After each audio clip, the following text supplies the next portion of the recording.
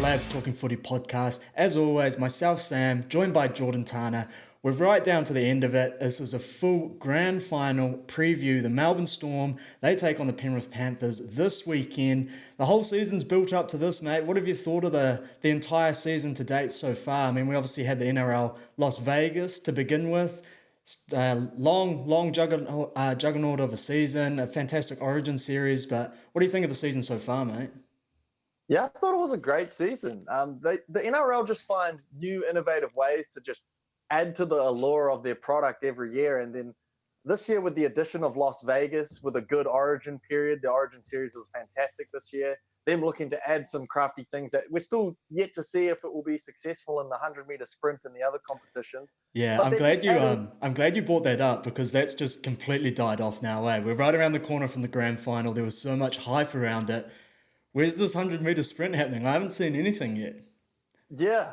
I think these guys are a little bit timid and afraid of the result, because at the start there was a lot of pressure put onto it, and everyone had their front runners like Jason Saab and Hamiso Tabuai-Fidow.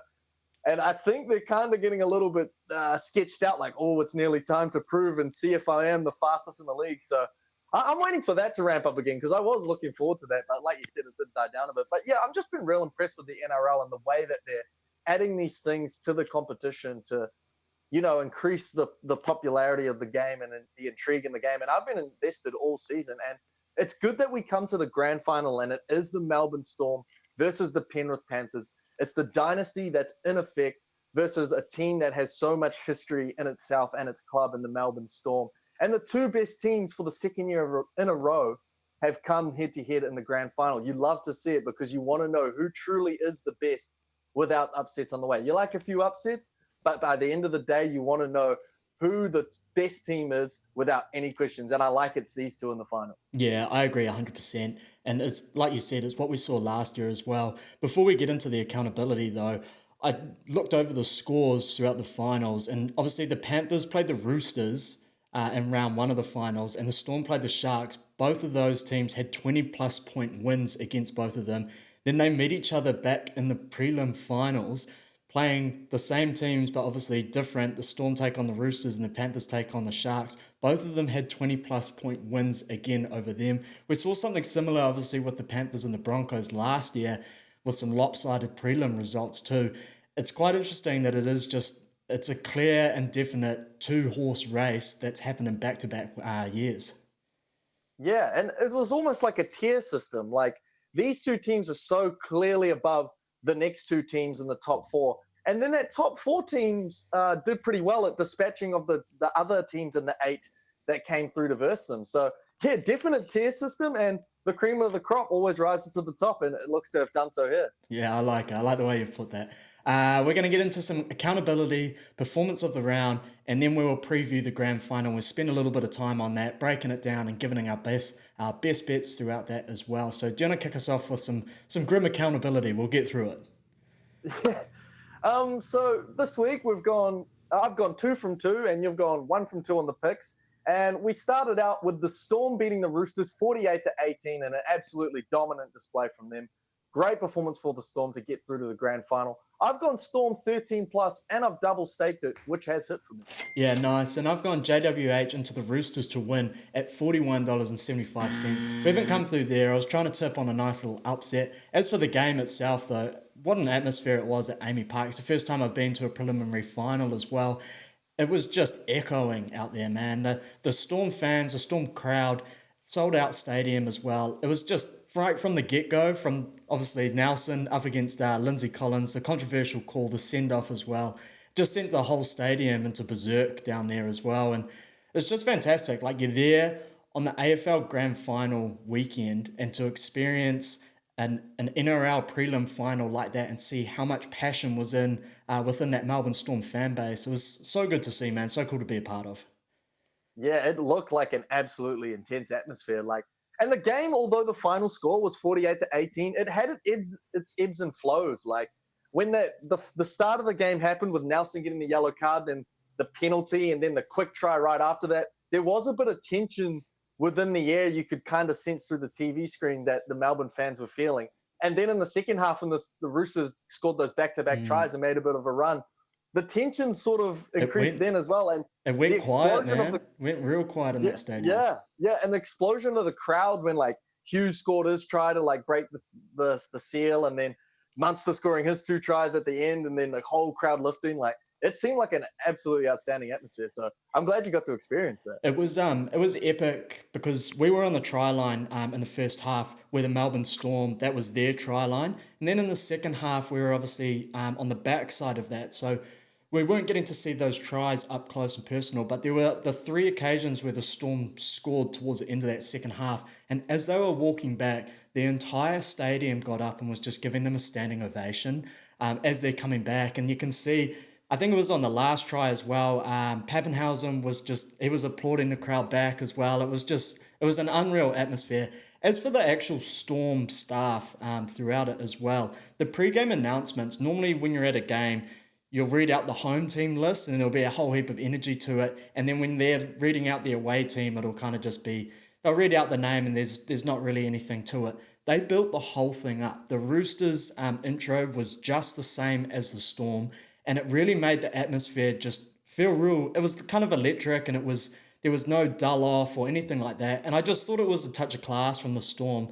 You're obviously playing away and you have that home field advantage, but they really made it feel like such a big occasion for both teams as well. And just that Storm crowd just reigned supreme through them as well. So it was pretty cool. It was a touch of class from Melbourne.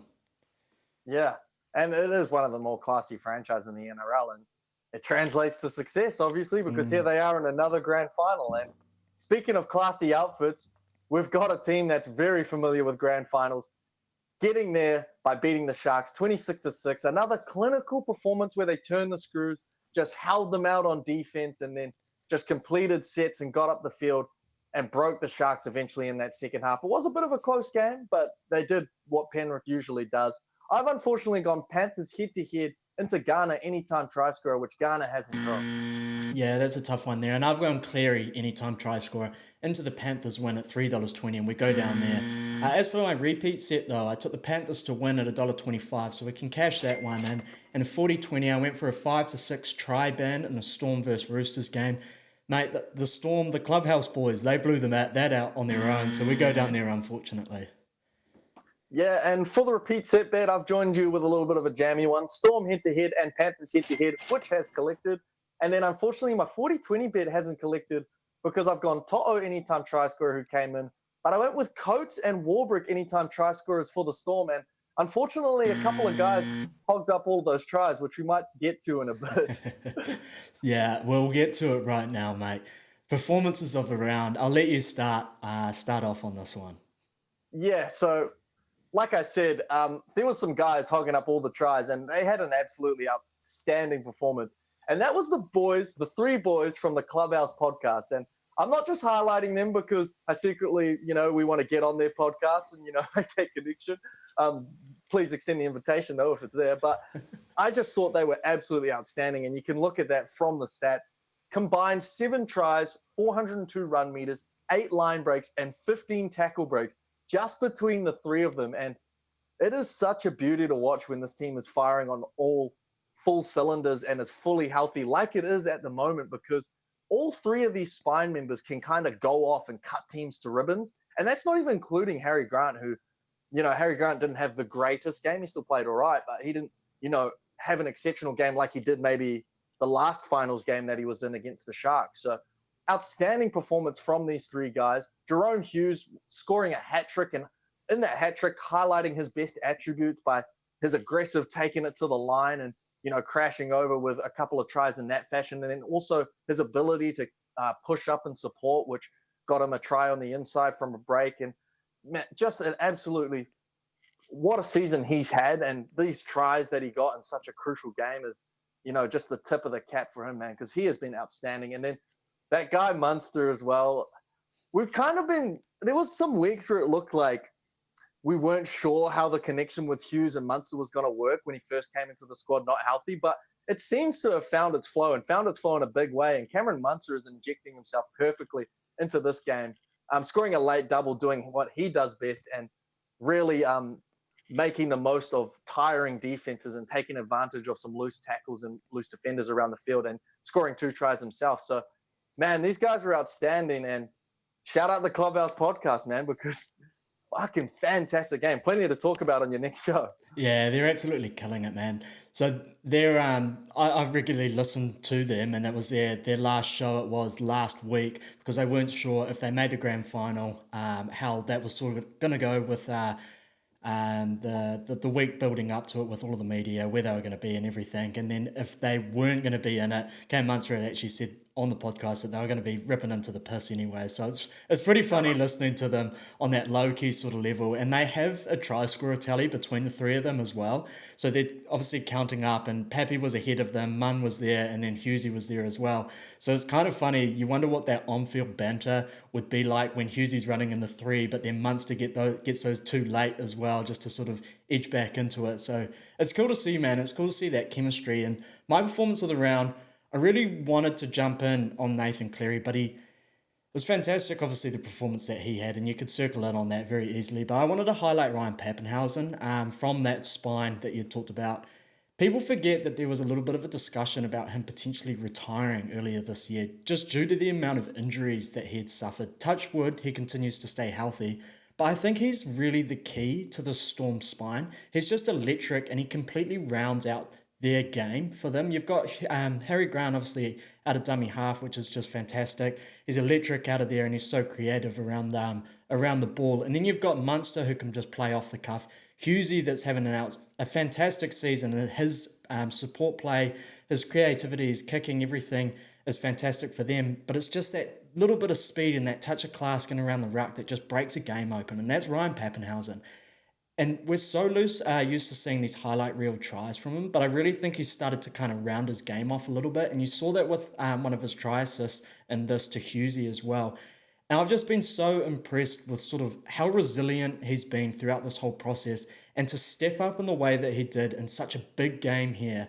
It's just fantastic to see, man, because there was a lot of people that were going out there making a bit of noise about Suafa'alogo potentially taking the spot from him. And it might have been a discussion had he had a little bit more experience under his belt. But the way that Pat has just bounced back and just stormed into this finals run, he's primed for a big one, I reckon, in the grand final too. It's fantastic to see from Papenhuyzen. So for me, performance of the round goes to Pappy. Yeah, he's been outstanding, man. He is kind of like that. They're really good with just Hughes, Munster, and Grant, and Pap's kind of been the odd guy out who's been injured for the last couple of years. But he is kind of the key to making the final form of the Storm as effective as it is, because he is always that threat around the ruck. His acceleration is one of the best in the NRL. So fast around the ruck, supporting Harry Grant and Munster whenever they try to have a go. And then also his just effort. Like, he's always an effort play sort of guy. When he is getting the ball in the end zone, he's always going to sprint up to that 20, take a tap, and try and make things happen like he did in the weekend. So Ryan Papenhuyzen, man, great comeback, great story, and see what he does in the final. Yeah, I mean, how often do you see Harry Grant sort of scoot out of dummy half? He'll catch some lazy defenders in around that A marker and burst through, and then just that flying mullet is just steaming through on the inside, or Hughesy will make a break, or Munster will make a break. Either of them will step off their right, step off their left, and there he is, just that glorious thing gliding through. And he's really starting to round that game off too. So there's been a little bit of noise about him potentially heading down to Parramatta, but I do really hope that he stays in Melbourne, because I mean, just listening to the podcast and listening to how he connects with those boys, he's a real down-to-earth kind of dude, and he just seems like a great kind of club man to have. And Sue is just going to learn from that as well. And man, the Melbourne Storm, and you just talk about this breeding ground of just fullbacks that can play 5'8", fullbacks that can play dummy half, or just completely rounding out fullbacks to just play at an absolute high clip. It's just a touch of class. We're going to get into the preview now, mate. The Storm, they take on the Panthers at Accor Stadium. Now, the Storm are $1.90 favourites in this. The Panthers, they are $1.94 underdogs. The line is sitting at 0.5. Now, earlier, you might have seen a few videos floating around. So the Storm, being the home team, they are going to be playing in their purple jerseys, which would mean that the Panthers would play in their black jerseys, which is going to ultimately clash. So it looks like the Penrith Panthers are going to be playing in their pink jerseys, which they'll be the first team to play a grand final in their pink jerseys. And I think I saw a stat come through from Random Stats Guy. I think they have a 72% win percentage while wearing the pink jerseys, which dates back to 2020, I believe. Don't quote me on that, but They're winning more than they're losing in those Pink Panther jerseys. For the Storm, obviously Nelson, he's suspended. So Tui Kamikamica, he comes into the starting squad, which sees a young Lazarus Vailepu. He's been added to the bench for the Storm.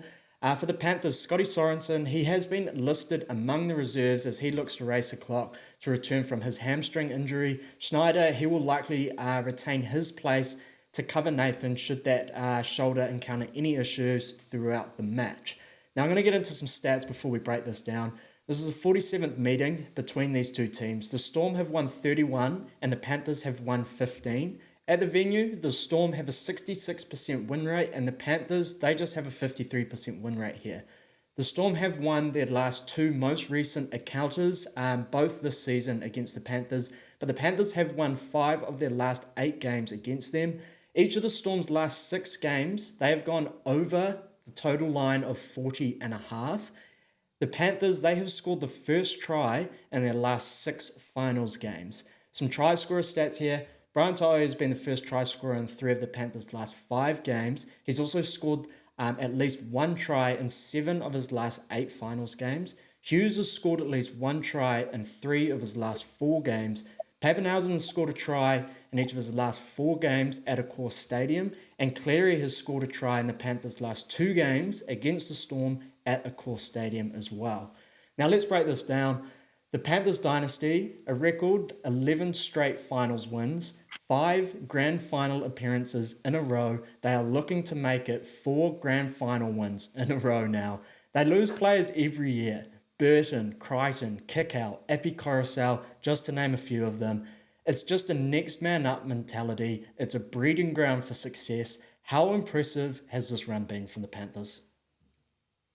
For me, and I don't think this is a hot take, this is the greatest dynasty in the modern era. And that includes the Storm. That includes the Cameron Smith, Billy Slater, Cooper Cronk Storm, because they won from 2006 to 2009. They did win 4 titles. And, they went to 4 finals and won 2 titles. But obviously they were illegitimate. So you kind of have to rule that out. And then they once again won in 2012 and 2017. So really they had only 2 legitimate titles. And then the other dynasty around the modern era would be probably that Roosters dynasty where they won back-to-back a couple of years ago. But this team has been to 5 grand finals in a row. They've won 3 of them. They're looking at winning their 4th. If they win their 4th, then I think it's undeniable. And yeah, in the modern era, since the NRL became really the NRL in the mid-90s, I would say this is the greatest dynasty. You can go back to teams like St. George with their 8 in a row and South Sydney, whatever they did in the olden days. But modern day, this is the greatest dynasty in the NRL. Yeah, I agree, man, 100%. I think what's impressive as well is this has just been nurtured from within the club too. The Storm dynasty was fantastic, and obviously they developed those players within the club, but they've been bought from elsewhere as well and developed within Melbourne, which is impressive in its own right. But for the Panthers to just develop from that local area, just this fantastic product, the way that they've taken hold of Origin throughout the last couple of years as well, dominating, or at least those Panthers boys just absolutely dominating through the New South Wales Blues sides too. It's just fantastic to see what they do every single year, and every year it's almost like a different player is stepping up to help Cleary on this run. You've obviously got the likes of Isaiah Yao, Luai, Edwards, Fish, who have all been super consistent with it, but each player in their own sort of right is just taking that next step up. Luai was obviously that guy for them this year. Nathan Cleary over the last couple of seasons, he does like to take July to September off at the moment. But it's fantastic to see, man. You can't deny it. It's almost like when it happened the first time, when they won that first final, was unreal. When they won that second, there was a few haters that started to come to pop up a little bit on the Panthers. They won the third, and people started to hop back on, and I think a lot of people are rooting for them to get that 4th. It's just so impressive what they've been doing. Now, 5 years ago, the Melbourne Storm, they took on the Penrith Panthers at Accor Stadium. They won 26-20. A young Panthers squad on the brink of greatness. Since then, in 2021, they lost to Penrith in the prelim. 2022, they bowed out against the Raiders in week 1. 2023, they encountered Penrith in the prelim going down 38-4. And now in 2024, their paths cross again, but this time it's destined to meet in the grand final. Bellamy, he obviously created this dynasty. Now he's got a chance to destroy it. in his first championship without a member of the big three. What do you think the biggest statement is here? 4 in a row or the coach to take it down? Well, I think if the Panthers were to win this, that would be the biggest statement of all, because they're starting to reach untouchable territory with 4 in a row, because it's been so long since there's even been a team that's won 3 in a row, and the Panthers currently have that record themselves. But this is going to be huge for the Storm themselves, because they have been the best team in the league. And this is potentially looking, with the amount of star player retention they have through the next 2 years, how good the developed young talent seems to be coming in with Howard, Wishart, Anderson, Fa'alonga, just to name a few. And then how they're even improving next year by adding Yutoka Manu as well, pretty much without losing anyone. I think this is set up for a dynasty run of their own, to be honest. So Craig Bellamy, man, he is looking at greatest coach of all time territory. I currently have him at second with a win or a loss, because Wayne Bennett has just done this thing for so long. Craig Bellamy's done it for ages at this point as well, but Wayne Bennett goes back to the 80s, and he has heaps of premierships in multiple different locations. But what Craig Bellamy has done definitely cements him as the second greatest coach of all time. And if he does start up another dynasty with the Storm outfit, he's hunting Wayne Bennett down himself. So there's a lot of stakes for the Storm as well. Yeah, I couldn't agree more with you. Wayne is obviously there because of what he's done with multiple teams for so many years as well. But Bellamy's been so consistent. I sent you a breakdown on some stats the other day in terms of just his finals runs since he entered the league. He's not missing the top 8. He's taking teams to the finals consistently every single year. And when you look back at the Storm team, and they were missing Pappenhausen, they were missing Munster. Harry Grant wasn't playing very good football. You got Max King, in the forward pack there. You got Jack Howarth, a rookie, out on the wing. Will Warbrick was in and out of the side. Xavier Coates was injured. You've got teams like the Broncos that are flunking out of the finals with the stacked roster. And then you've got Craig Bellamy, who's not just taking them to the playoffs, he's taking them to a minor premiership. He's just fantastic. The way he's so articulate in the way that he obviously game plans for these certain teams. And I really think that he is starting to put himself in that conversation. If he does take down this Penrith Panthers squad, I think there is an argument that is starting to form there. And you touch on a potential new dynasty, and it is kind of crazy because we've been talking about it through the year in this Melbourne Storm spine, and the luxury of, you've got Hughes, you've got Munster, you've got Harry Grant, you've got Pappenhausen taking over from Billy, from Cronk, from Cam Smith. And you're starting to see that next wave of guys developing. You've also got young Jonah Pezzett, who's having his head hunted by multiple teams in the NRL that are on the hunt for a 7. But the Storm know that he's going to be the successor to Hughes as he comes through. It's going to be crazy to see what this Storm side does over the next 5 to 6 years post this era as well, if you just want to look through it. But yeah, man, I agree. Bellamy, I think for me, the biggest statement for him is to take down this Penrith squad. The 4 in a row, super impressive, but they've made 5 grand finals in a row. It's got to end at some point, man. And I do think if there's someone to scheme something up and there's someone to execute it, it is that Storm side. And I think that's the biggest statement in this. What do you think the key is to either side winning it? So I think there is a factor that is the key for both teams, and it goes on either side of the ball, and that is controlling the speed of the play of the ball. Because for the attack, that's what the Storm make their bread and butter off. The Storm have been slightly better on attack over this finals run than the Panthers. You can look at the scores for that, and then just some of the stats we'll get to a bit later with the prediction. But yeah, off the back of fast ball, they've just got so many elements that just make them so effective, because they're always good at attacking through the middle with Grant and Pappenhausen, like we mentioned before, whenever the markers are out of position. Munster will always take on short sides if there's an opportunity, and if they're stripped for numbers, off a fast play of the ball as well. And then Hughes always takes the ball right to a back-pedaling line, off fast play of the ball, and makes the right decisions to, execute plays in that department. And then all of them push up as well in support. So the speed of the play of the ball is going to really determine, like it always does, how well the Storm will go in this game, and how well that big 4 spine will play and will be effective in this game. So I think controlling the speed of the ball on an attacking front will help the Storm. And then on the other side, it's the defense for the Panthers, and that's where they've been their strongest. And it's kind of looked like having a resurgence through this finals run to the defensive unit we know from these previous finals runs for the Panthers, because they've really ramped it up on that end in this finals run, and you can see that from the scores on their end as well.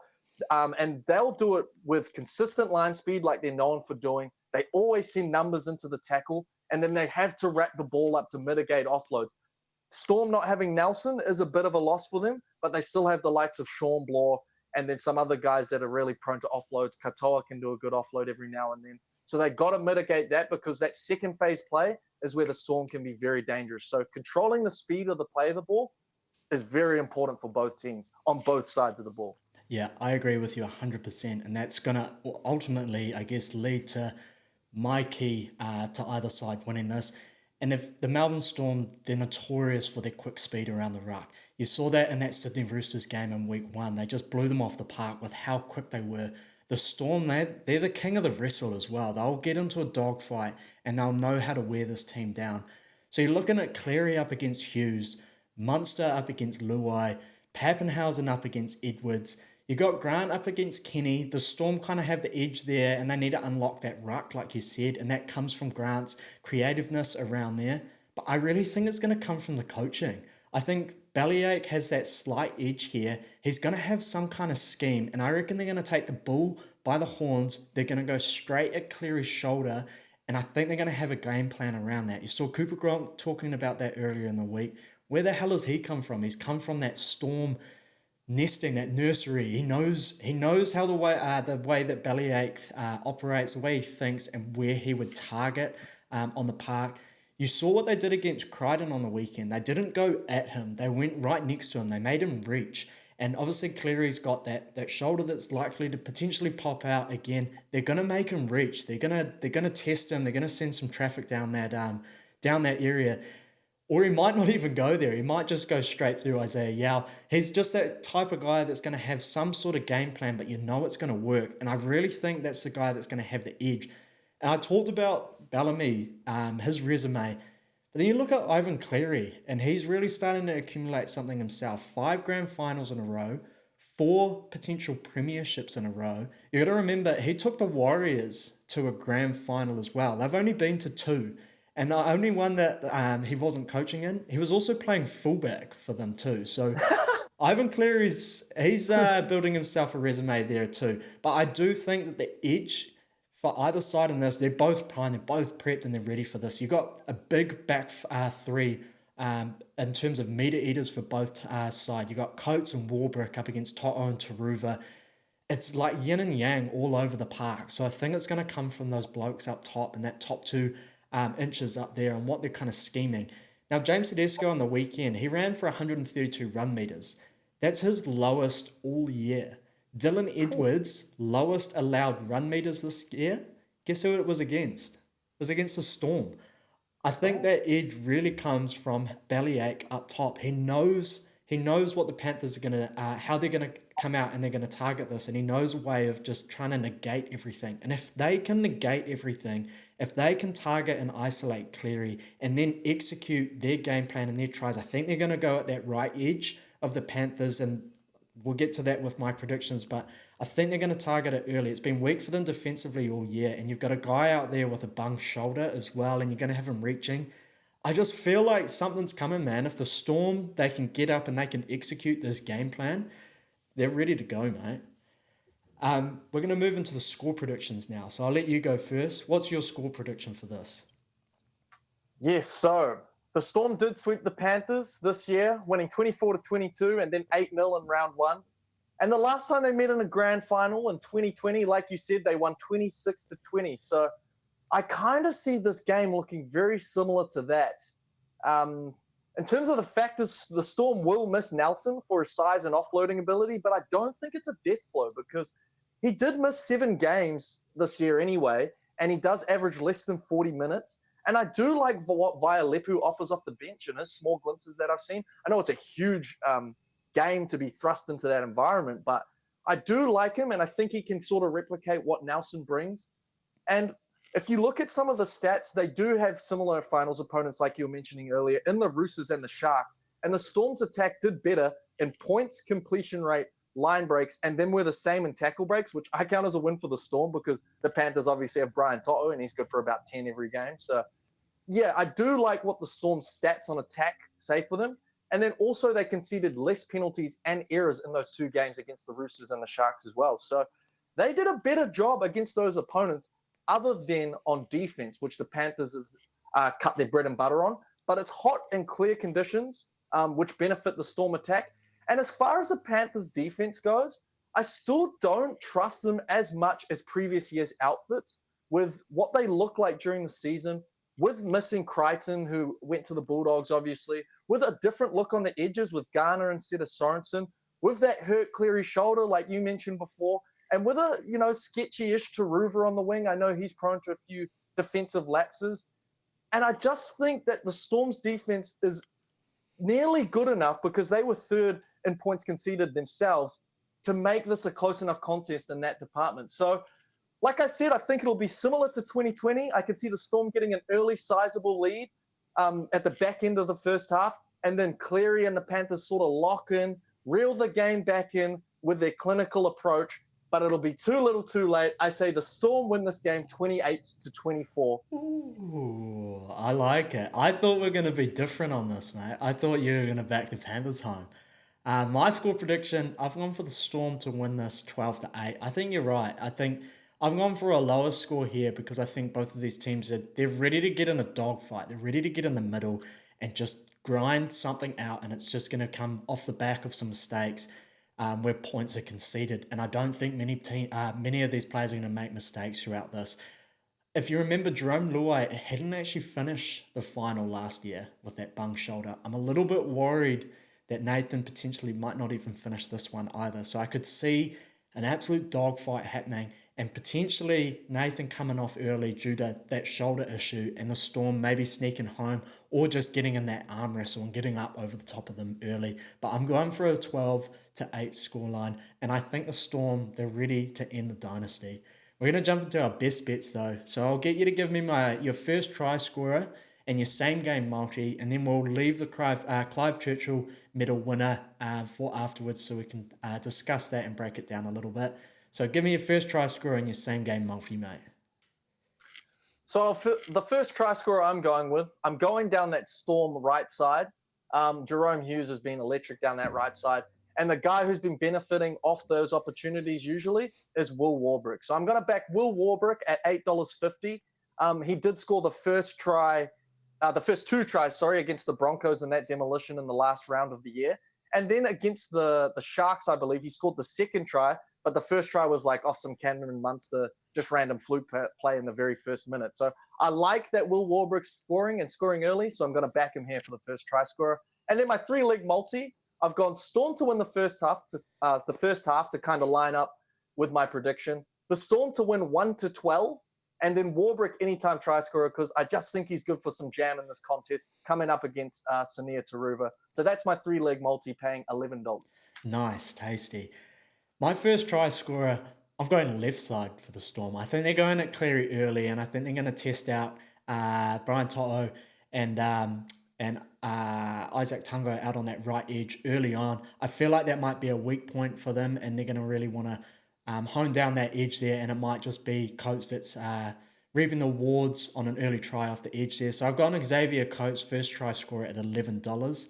As for my same game multi, I've taken the total points under 40.5. I know I said earlier that the last 6 games for the Storm had gone over that total points line, but I think we're in for a dogfight and an arm wrestle in this, and I don't think both teams are going to have 20 points in them in this one. I've taken Coates anytime. I'm backing him for the first try. If he's not going to score that, I feel like he's going to score at some point throughout this match, and the Storm to win, and that'll give you $7.75. I'm going to move into the Clive Churchill, mate. I'll kick us off on this one. We've talked about Jerome Hughes. We've talked about Harry Grant potentially being the guy to unlock that ruck around the middle there. We've talked about Ryan Papenhuyzen and his performances and on the big stage and sort of his ride into this final series. I believe he has won it for them before, But there's another guy who's been building his way back up into this, and he's a big game player. We've seen him do it in the Origin arena.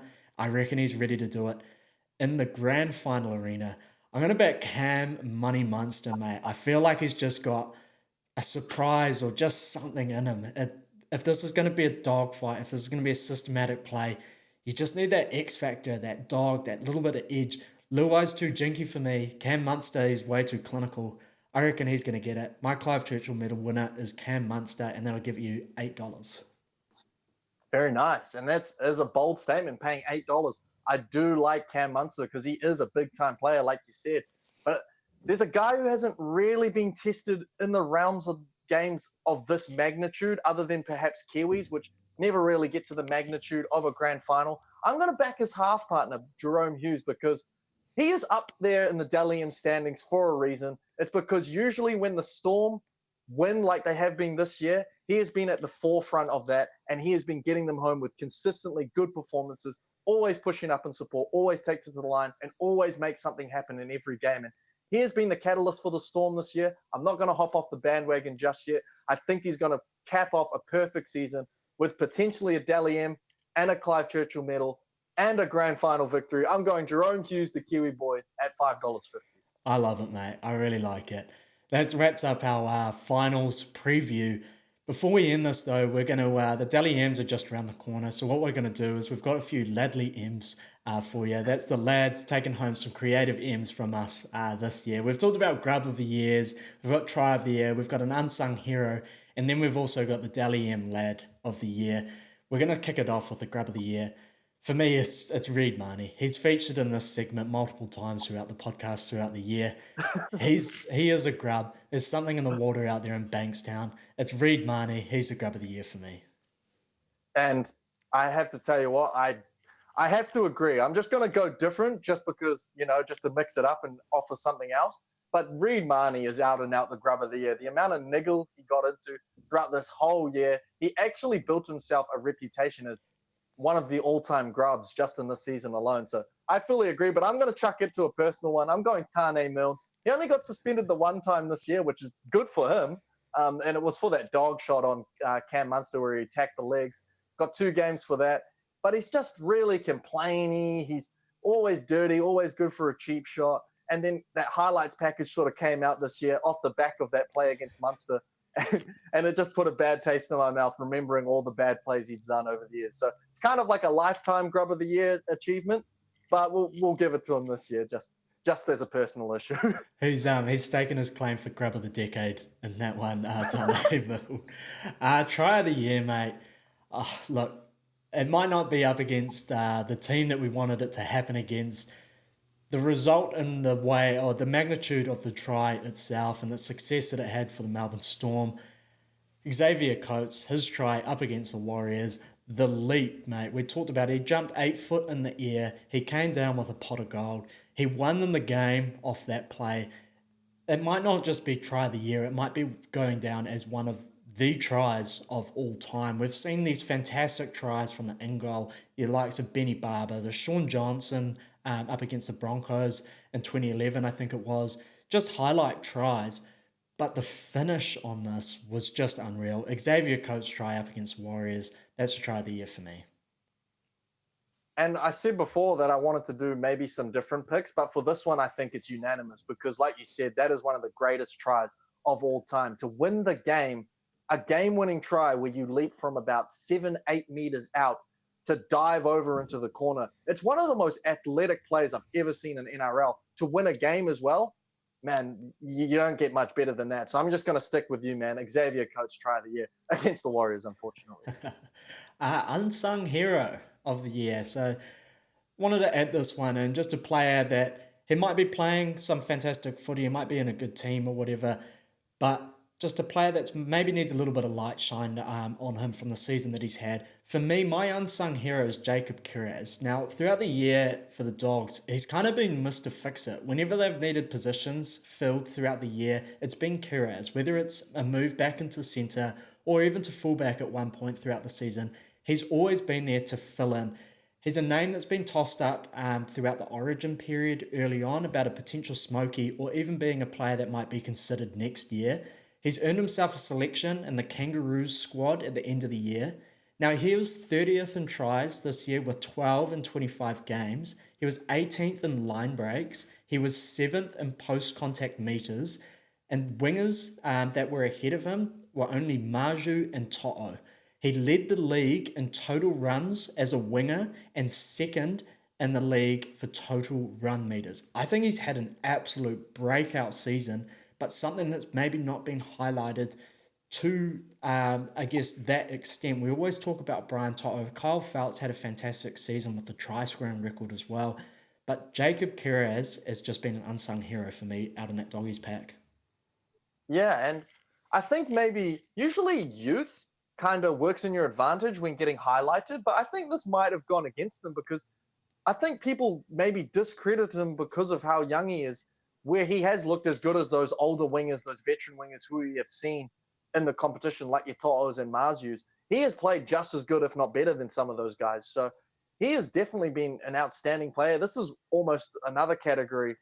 He could almost fit in another category that we're going to get to a bit in terms of breakout player because he has really cemented himself as a future, maybe origin player. I've heard a lot of talk shows float that idea about Jacob Kiraz, but he looks quality, man, both at center and at wing. And he's always a really tough tackle breaker and a strong player. So shout out Jacob Kiraz. And my unsung hero is more of a veteran player, not so much a young guy. My unsung hero is Jesse Ramian from the Sharks because I think he's had an outstanding season as well in that center position. And I think he's a real smoky for getting Dally M Center of the Year because other than, I think, a one-game suspension, he's played pretty much all the games. He's been very effective, way up there in average running meters. And then his tackle percentage has been real high compared to the other guys on the list as well. So I think Jesse Ramian's been underrated. I don't think he gets as much light as the star centers such as Valentine Holmes, Herbie Farnworth, Katoni Staggs, Joey Manu, but he's been just as good as those guys. And I think he deserves a bit more praise. So I'm going Jesse Ramian from the Sharks. Yeah, I love it. And the Sharkies, I really think they missed him in this finals run. He's brought a real X factor on attack for them, the way he's finished and the way he's created opportunities and defensively as well. He's been an absolute solid piece for them out on that right edge. Breakout player of the year, for me, it's Keanu Kinney. The question with the Titans, it's always been Jaden Campbell or Brimo. Well, this year, I think that guy, Keanu Kinney, just went out and grabbed that fullback jersey, and he's going to have the first crack at it in 2025. In 16 games, he had 6 tries, 66 tackle breaks, and 7 try assists. He also averaged 212 run meters per game. Dude's electric. He's got youth on his side. I reckon he's in for another breakout season again next year and to take that next step up.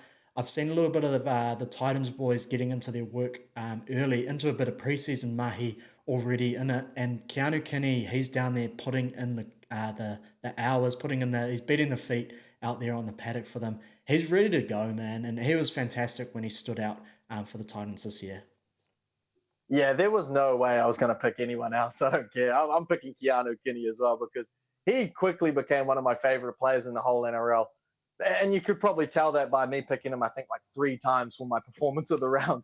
He was just that special all year, man. And he's also a guy from a school close to where we live in Rosmini College. So I like Keanu Kinney. I'm ready to see him take another step with a full season under his belt and see how good he really can be because he showed glimpses of superstar potential. I don't usually throw that on anyone, but he really did show glimpses of that. So, Keanu Kinney, let's see what you got. All right, mate. The Dally M Lad of the Year. Obviously, he's had a fantastic season. He's been an absolute star, but he's carried that through into finals. You spoke about him earlier. He just had 3 tries, a hat-trick on the weekend in a preliminary final. He might be the 4th Kiwi to now win the actual award, but our Dally M Lad of the Year, it's Jerome Hughes, mate. He's been absolutely fantastic.